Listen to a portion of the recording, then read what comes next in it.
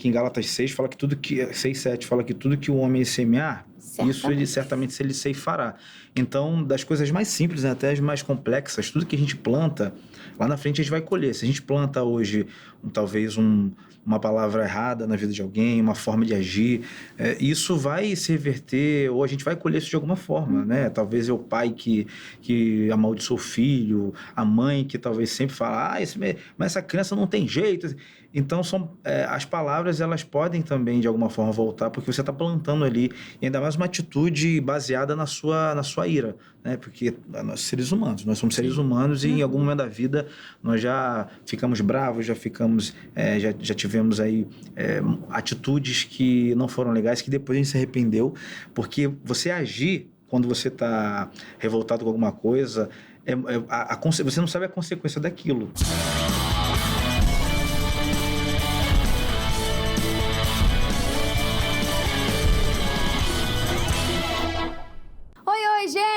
Mais um podcast começando. Você que nos acompanha pela TV, pelo YouTube, seja muito bem-vindo. Esse é o programa onde juntos vamos aprender mais da Palavra de Deus, palavra que nos transforma e que sempre tem ensinamentos profundos para cada um de nós. Fica ligadinho e já prepara sua Bíblia, porque hoje vamos estudar Gênesis 49. Já estamos nos encaminhando para o final deste livro e qual será o próximo? Te garanto que se você nos acompanha no nosso Instagram, você já até sabe qual será o próximo livro que será o objeto de estudo aqui do podcast bíblico. Então, se você não conhece o nosso Insta, corre lá, @canal.cjc.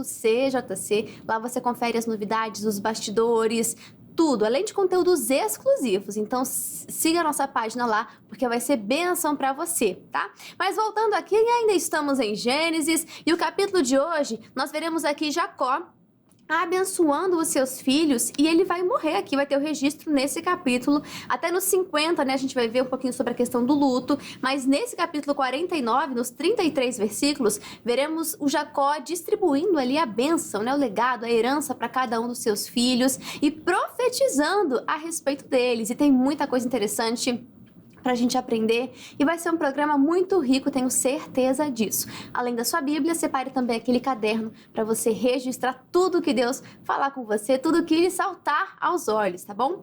E é claro, meus amigos, que além de você de casa, que sempre nos acompanha, aqui nos estúdios eu estou em excelente companhia, com a formação, se é que podemos dizer assim, eu acho que podemos, a formação original do podcast bíblico, aquela inicial, né? E começo apresentando ele que você que acompanha o CJC já conhece, é o apresentador do Nossa Night. Você já deve ter visto ele também em alguns dos jornais aqui no CJC e também na Ritmo de São Paulo. Seja muito bem-vindo, Joenison. Tudo bem, Júlia Nobre? Tudo bem, nossos telespectadores aqui do podcast? Fico lisonjeado em voltar aqui, falar um pouco sobre a Palavra de Deus e também é algo nostálgico, né? Quando nós três nos reunimos aqui. Exato. E hoje vai ser um dia de bênçãos. Exatamente, a formação inicial. Se você já acompanha o CJC, você sabe quem que é o nosso próximo convidado. Seja muito bem-vindo, Anderson Nascimento, e também meu chefe. Olá, Júlia, olá para você de casa, um prazer estar aqui mais uma vez. Agora, eu fiquei muito impressionado com a mudança no Joenison. Uma incrível, seriedade, né? Agora, né? Agora que ele começou a fazer o jornal, voltou de um retiro espiritual, tá numa pegada aqui, rapaz, né? Eu tô aqui lisonjeado. Eu não voto aqui, ó. No voto de Nazireu, já passei a máquina no cabelo. Não podia passar, então, se era voto de Nazireu. Tinha que deixar verdade. o cabelo grande. Acho que ele... Volta lá pro retiro. E é verdade. Volta pro retiro, vai. Eu voto reverso. E Anderson, qual que é a emoção de estar aqui com a formação inicial do podcast bíblico? É retornar às raízes, assim, a gente revive muito quando estamos juntos. É um prazer para você. No podcast bíblico, porque realmente, como você falou, né, começou assim e a gente pode até parecer que a gente faz as coisas muito bem ensaiadas aqui no que tá. Nada disso, tudo gente. marcado aqui. Nada Agora disso. o Diego vai falar. Não tem, primeiro que no podcast bíblico não tem como ter ensaio. É verdade. Porque é uma direção muito exclusiva de Deus, assim, para tudo que vai ser falado. E aí, com os três aqui juntos, aí que não dá para ter ensaio mesmo. É né? verdade. Porque é uma fala dele, uma fala dela que a gente acaba mergulhando muito. Né? Isso foi muito legal. Agora, você Tá outra pessoa agora fazendo o jornal. Parece até um rapaz sério, adulto. Antes era As pessoas estão dizendo isso mesmo. um teen. É verdade. Antes era um teen de 40 anos. Tenho recebido muitas mensagens. Gostei da seriedade. Ele tá mais sério. Respeita o moço, gente. É isso aí. E, gente, quando a gente fala da formação inicial, realmente, a gente até tem um roteiro, né? Todo programa tem que ter um roteiro. Mas o que acontece para além dessa programação é uma lista muito grande. Aí a gente vai conversando, vai interagindo, vai acrescentando e vamos juntos, inclusive com você aí de casa, aprendendo mais, né? Aprendendo uns com os outros. Vou fazer mais um convite para você. Posso?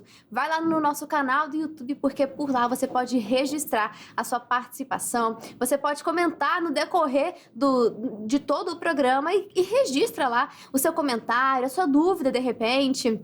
Aquilo que Deus falou com você, a gente também quer muito sua participação. Nosso canal é o canal CJC Oficial. Se inscreve lá, porque lá tem todas as programações, inclusive o Nossa Night, inclusive também o jornal com o Anderson Nascimento. Tá tudo registrado lá para você poder acompanhar. Mas agora vamos falar da Palavra de Deus, Bíblia Sagrada. Sua Bíblia já está aberta, mas vamos convidar ele, que é quem dirige esse programa, que é o Espírito Santo. Eu vou pedir a bênção hoje para o Anderson Nascimento, pode ser? Claro. Espírito Santo, nós queremos te agradecer pela sua presença nesse lugar. Sabemos que o Senhor tem interesse em estar conosco e a intenção de nos ensinar a sua palavra. Como a Júlia sempre diz, Senhor, esteja conosco, o autor do grande livro que estudamos dia após dia. Nos abra o entendimento, nos dê a sua direção, porque essa é a nossa necessidade.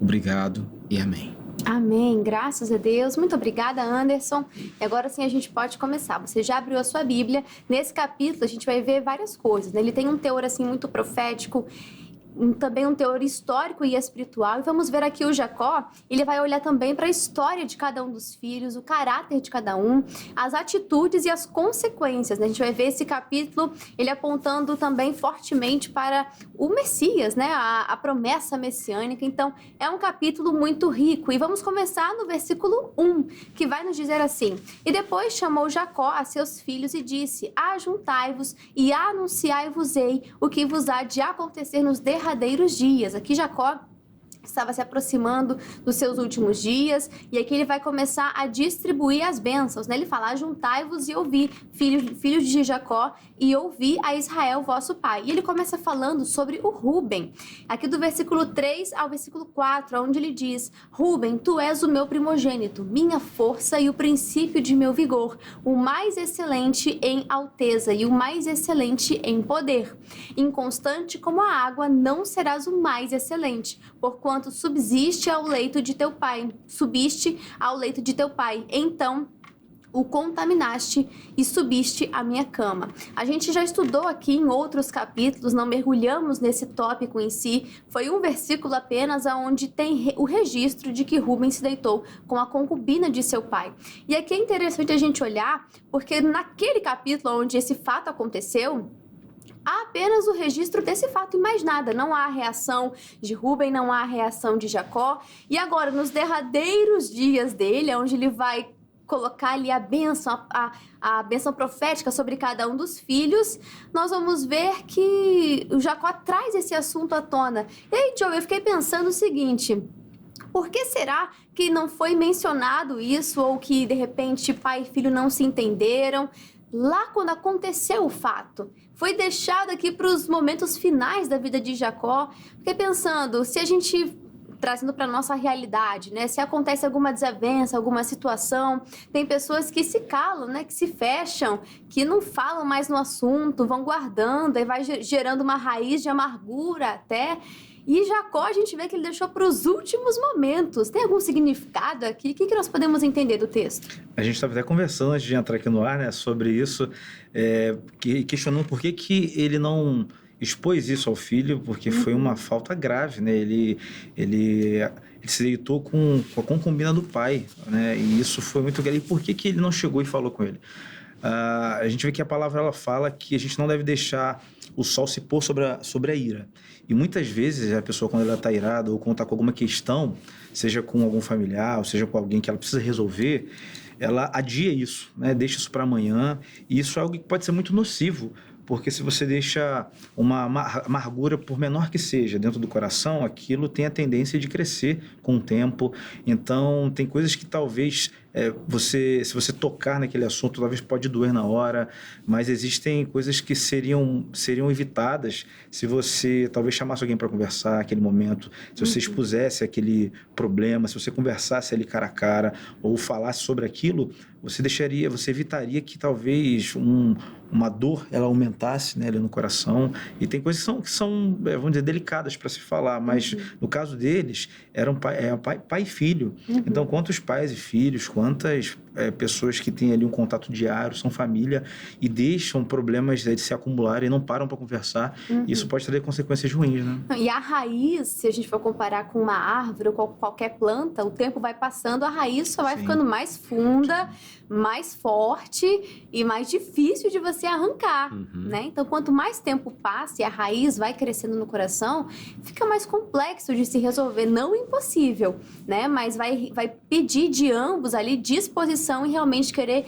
enfrentar isso. E, Anderson, a gente tem as duas perspectivas, né? A primeira de Rubem, que também há a menção do fato, e não tem lá, no caso, nos capítulos anteriores. E não há, em seguida, ou nos próximos capítulos, algum arrependimento dele, né? Ele, de repente, procurando o pai, ele demonstrando algum arrependimento, pelo menos não há registro disso. Mas isso não exclui o fato de que também o Jacó não procurou, foi só um ponto que aconteceu na história e agora está se revirando ali novamente o baú das memórias, e aí Jacó traz isso à tona mais uma vez. E aí a gente tem que deixar isso bem, bem claro aqui, de que não é fácil enfrentar essas feridas antigas, assuntos complexos, né, que machucaram, que geraram muita mágoa, mas que é necessário fazer isso, ainda mais olhando para a palavra, que vai nos dizer que a raiz de amargura vai nos impedir de alcançar o trono da graça de Deus. Pois é, e Rubem, ele não era qualquer filho. A gente sabe que Jacó, depois teve o nome trocado para Israel, ele tinha um apreço muito grande pelo caçula, por José, porque era o filho da velhice. Mas Rubem era o primogênito. E o primogênito, na lei hebraica, tem um peso muito grande. Sim. É ele quem herda a maior parte de tudo. Ele é o cabeça quando o pai morre. E aí, imagina, por que será que esse capítulo não veio com tantos detalhes quando falou dessa traição? Porque o Rubem, ele traiu o pai, manchou a história do pai e não demonstrou arrependimento. Aí é meu ponto de vista, tá? Se ele tivesse se arrependido, eu não acredito que seria deixado à parte da história. Porque quando Davi cometeu o erro, quando ele se arrependeu, isso foi marcado. Isso aí, com certeza. Né?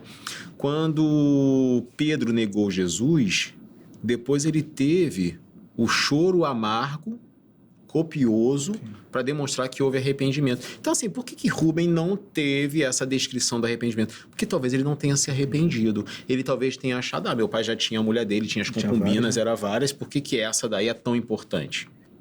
Eu não sei o que levou Rubem a fazer isso internamente. Porém, o pai tem uma facilidade de deixar passar. Perdoar, você só pode perdoar quem se arrepende. Sim. Então, ele relevou, né? Exato. Porque assim, eu cometo uma falha com o Joey. Ele pode relevar e deixar pra lá. Mas o perdão, ele só pode me dar quando eu me arrepender. Sim. Isso é uma coisa que eu aprendi muito com o missionário. Porque ele fala, você tem que liberar a pessoa. Ou você vai dar o perdão para quem se arrepender que cometeu a falha. Não vai atrás da pessoa. Perdão não é uma coisa qualquer. As pessoas às vezes confundem, porque tem coisas que a gente precisa deixar passar. E quando a pessoa vier falar com você, você perdoa, você não tem mais que ficar carregando aquilo. Mas o Jacó, ele não tinha apenas... ele não tinha como perdoar, porque não houve, pelo menos biblicamente, um pedido de perdão. Sim. Mas ele teve a honra ferida por uma pessoa da casa. Talvez pela menina dos olhos dele quando começou a família. O primogênito. E aí, tem uma coisa interessante que prova que Jacó, ele relevou, mas também ressalta que tudo que você faz, você paga. Tudo que você comete, você tem que arcar com as consequências. Esse capítulo mostra muito isso, né? Em cada personagem, inclusive aí, o próximo também vai dizer isso, né? Ele diz, olha, você é meu primogênito, meu vigor. Ou seja, as minhas esperanças, as minhas expectativas antes de ter meu filho foi encontrada em você. Mas você dormiu com a minha concubina, desonrando assim a cama de teu pai. Essa é a consequência. Ele continuou sendo filho, ele continuou sendo amado, mas a consequência tinha que ser paga. Ele relevou. Por quê? Se ele tivesse perdoado, talvez não teria declarado isso? Talvez não. Talvez ele não teria tirado esse poder de Rúben. Por quê? O fruto do arrependimento, ele é enriquecedor. Mas quando você não se arrepende, você acaba criando uma casca tão grossa que o pecado se torna normal. E o que é certo se torna exagero e errado. Então ele deixa isso muito claro. Ele era bom, não deixou de ser o filho que era o vigor do pai, mas tinha uma consequência. E olha, gente, perder a bênção da primogenitura de Jacó, Abraão, Isaac e Jacó não eram pobres coitados. Eles tinham muitos recursos. Imagina você perder, além do recurso financeiro e material, eles tinham recursos espirituais. Sim. Que foram deixados de legado. Herança, promessa. Hoje nós somos filhos de quem? Exato. De Abraão. Pela fé. Então a gente tem uma referência de que eles eram dotados de muita coisa. E esse camarada perdeu, assim como Sansão perdeu com Dalila, assim como o Salomão perdeu com as outras mulheres. E a gente vai ver também a consequência que aconteceu com Simeão e com Levi. Você se lembra lá em Gênesis 34, onde nós vimos sobre a história de Diná? É que vai dizer, Simeão e Levi são irmãos. As suas espadas são instrumentos de violência. No seu secreto conselho, não entre minha alma. Com a sua congregação, minha glória não se ajunte, porque no seu furor mataram varões, e na sua teima arrebentaram bois. Maldito seja o seu furor, pois era forte, e a sua ira, pois era dura. Eu os dividirei em Jacó e os espalharei em Israel. Olha só a consequência. E a gente volta mais uma vez para um capítulo onde a reação de Jacó foi até branda perto da proporção da situação que aconteceu. Lembra que a gente comentou também algo a respeito. E agora chega o Jacó, mais uma vez nos derradeiros dias, e ele vai refletir sobre a atitude deles e vai dar também as consequências. E aqui, Joe, é interessante pensar de que eles estavam, nós vimos isso, estavam buscando pela justiça própria, né? Deixaram a ira dominar o coração deles, esse furor, esse fogo, né? Buscando por uma justiça própria. Eles foram lá e com as próprias mãos quiseram executar a justiça sobre aquela cidade. Foi totalmente desproporcional, nós falamos também sobre isso. Então a ira traz consequências que são duradouras, né? A palavra vai nos falar que se nos iramos, né, nos revoltamos com algo, ela já vem com o conselho logo em seguida, mas não pequeis. E acho que você também falou sobre aqui, né, de não deixar o sol se pôr sobre a ira, ou seja, resolver logo, resolver o quanto antes, porque nós vemos aqui que as emoções, sem um controle, né, sem domínio, nós vemos que elas produzem danos profundos e nós precisamos, né, agora falando aqui do fruto do Espírito, desenvolver domínio próprio, desenvolver ali o controle, saber administrar as nossas emoções, porque na hora, de repente, não aconteça nada, mas as consequências, assim como foi com Rúben, um dia chegam, né? Sim, e a gente vê aqui que Jacó ele profetizou ali cada filho com base em tudo que eles tinham vivido e plantado, né, com o tempo. Exato. E até anotei aqui em Gálatas 6, fala que 6:7 fala que tudo que o homem semear, isso ele certamente ele ceifará. Então, das coisas mais simples, né, até as mais complexas, tudo que a gente planta, lá na frente a gente vai colher. Se a gente planta hoje, talvez uma palavra errada na vida de alguém, uma forma de agir, isso vai se reverter, ou a gente vai colher isso de alguma forma, né? Talvez é o pai que amaldiçoa o filho, a mãe que talvez sempre fala, mas essa criança não tem jeito. Então, as palavras, elas podem também, de alguma forma, voltar, porque você está plantando ali, e ainda mais uma atitude baseada na sua ira, né? Porque nós seres humanos, nós somos seres humanos e em algum momento da vida nós já ficamos bravos, já tivemos aí atitudes que não foram legais, que depois a gente se arrependeu, porque você agir quando você está revoltado com alguma coisa, você não sabe a consequência daquilo. Então, a gente tem que, talvez, pedir para Deus que Ele nos ajude a gente se controlar, né? Tem pessoas que têm... o problema que a pessoa tem ali, às vezes, é até de autocontrole. Tem gente que reclama, mas eu não consigo ser uma pessoa branda. Eu não consigo... Se pisou no meu calo, eu vou responder à altura, porque eu aprendi a não levar desaforo para casa. Então, a gente tem que agir de acordo com... Qual é a consequência daquilo que a gente está plantando hoje, né? Exatamente, porque as escolhas que nós fazemos, elas têm efeitos muito prolongados.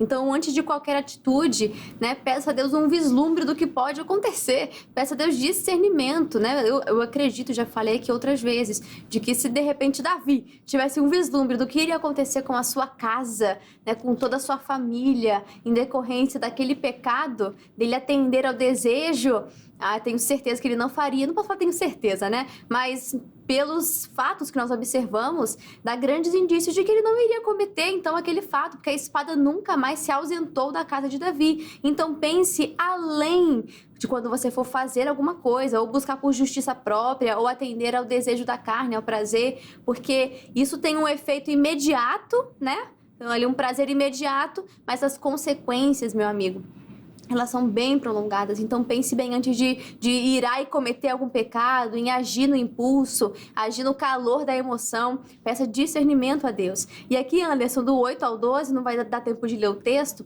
mas a gente vê falando sobre Judá. Aqui ele vai receber um destaque especial, né? Aquele homem que antes falhou, que teve a ideia de vender o seu irmão. Agora ele vai receber um simbolismo, né, de força, liderança, de autoridade. Isso já aponta, olha só, a gente está em Gênesis, mas já aponta para o Messias, que viria da tribo de Judá. A Bíblia é linda, né, Anderson? Pois é. Aponta para Cristo o tempo inteiro. E Judá, mesmo um homem falho, teve a ideia de vender o seu irmão, mas nós já vimos, né, estudamos aqui profundamente a mudança no coração de Judá, a tal ponto de que ele se torna aquele que indica, que aponta para o próprio Messias. Pois é, o versículo 10 fala: o cetro não se apartará de Judá, nem o bastão de comando de sua posteridade. Aí a gente dá um salto. Olha só, as palavras, elas têm muito poder, tá? Jacó, quando falou com os filhos, deu profecias. Sim. E ali, Judá era só um homem, se tornou uma tribo. Passam-se anos, Saul é levantado rei de Israel. Saul é destituído e um filho de Judá é colocado no lugar, que é Davi, honrando essa promessa que Jacó falou. Passa-se alguns outros anos, Jesus nasce da linhagem de Davi, da tribo de Judá.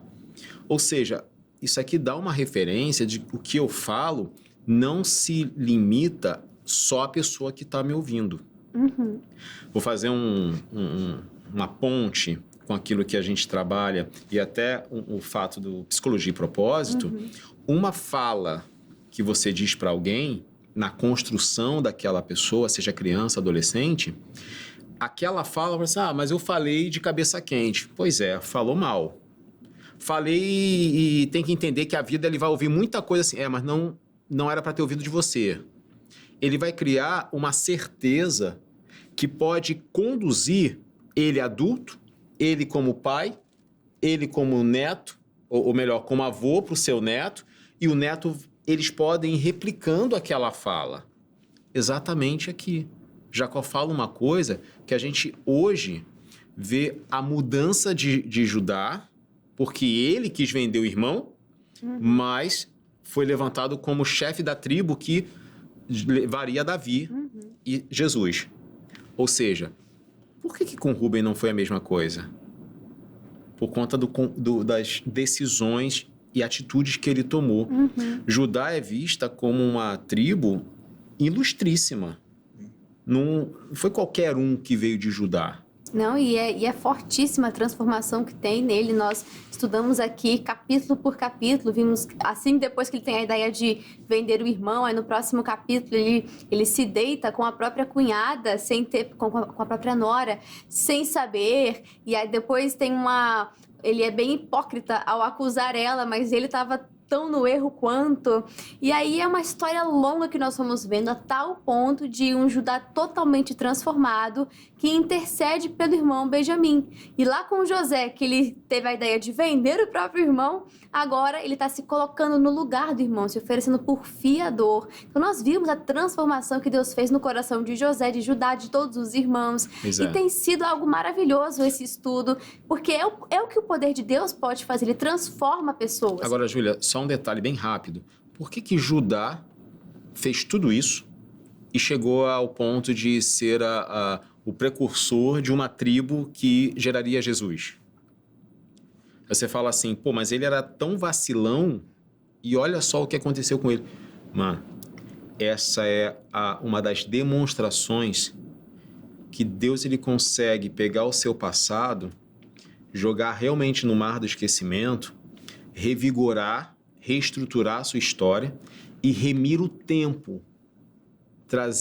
Levar você para um salto muito lá na frente que você não é capaz de dar sozinho por um propósito. Porque para ele, o interesse é dele sobre você. E quando você vê Judá, que fez tudo isso e se levantou, é apenas uma esperança para a gente, que é muito falho também. Sim, nós somos vacilões, tipo isso. Nós erramos o tempo inteiro e glória a Deus que Ele é misericordioso. Claro, não é aqui para passar pano para pecado, para erro, mas entender que se caiu, levante-se. Deus quer reescrever a sua história. Ele é capaz de transformar histórias quebradas, destruídas, né? Talvez que outra pessoa veio e destruiu, Ele consegue reerguer, restabelecer aquela pessoa e exaltar, assim como foi com José, por exemplo. Enfim, Deus, Ele é maravilhoso. E cada um dos irmãos, né? O Zebulon, que depois veio a tribo associada ao comércio e à proximidade marítima. O Jenson ficou falando que ele morava em frente ao mar, né? Sim, olha que vida, vou ficar na praia. Aí aqui do 14 ao 15 tem o Issacar, que ele é retratado como forte, porém inclinado ao conforto, à submissão. Do 16 ao 18 a gente vê Dan, ele recebe uma mistura de honra, mas também de um alerta, né? Continua lendo aí que Deus vai falar com você. No 19 fala de Gade, que enfrentaria conflitos, mas que também ele iria ser perseverante, iria estar acima desses conflitos, né? Aqui do 20 a gente vê o Aser, ele é associado à abundância e profissão. Naftali, o texto vai sugerir liberdade, agilidade, beleza também. E do 22 ao 26, nós vemos José, ele recebe uma benção longa, né? São vários versículos aqui. E nós vemos que apesar das perseguições, Deus o sustentou. Deus é fiel. Olha só, ele cumpriu aquilo que tinha para José. E logo em seguida a gente vê também no 27, falando sobre Benjamim, que é associado à força, né? E ele seria um grande guerreiro, diz ele até de ser um lobo, né? O animal que ele é comparado. Dali em diante, Jacó vai concluir as bênçãos proféticas sobre os seus filhos. E do 29 ao 33... vamos ver que o Jacó, ele pede para ser sepultado na terra da promessa. Olha só, isso aqui é interessante, né?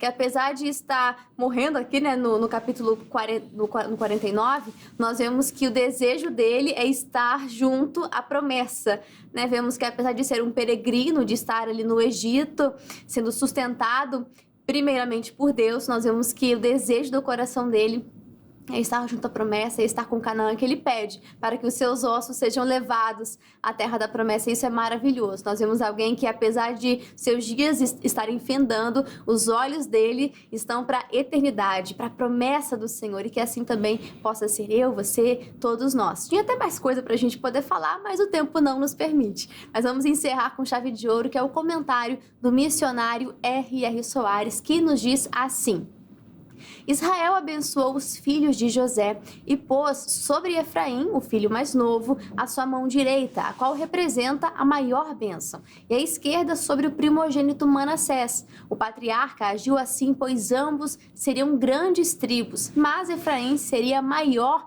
do que o primogênito. Israel declarou sobre eles a bênção do Senhor, que o havia sustentado desde o seu nascimento, e chamou neles a descendência de Abraão e Isaque. Além disso, ele falou com José a respeito do dia em que o Senhor levaria a nação de Israel de volta à terra de Canaã. Israel deixou a seus filhos e netos um legado de temor e submissão ao Senhor, reafirmando as promessas do Altíssimo para o seu povo. Os pais tementes a Deus devem levar os seus filhos ao conhecimento das Escrituras, pois quem não o faz se torna pior do que os incrédulos e nega a fé. Muito obrigada, missionário R.R. Soares e Anderson Nascimento. Muito obrigada pela sua participação aqui no podcast. Você sabe, né? Portas abertas sempre, Anderson. E fala para nós como tá o programa Psicologia e Propósito, aonde que o pessoal de casa pode acompanhar, se tá no YouTube, se tá na TV, que horário passa. Fala para nós. Claro, olha, Psicologia e Propósito todas às segundas-feiras, 14h. E a gente pode conferir o programa no YouTube, estão todos lá apresentados, tanto pela Laísa quanto por mim.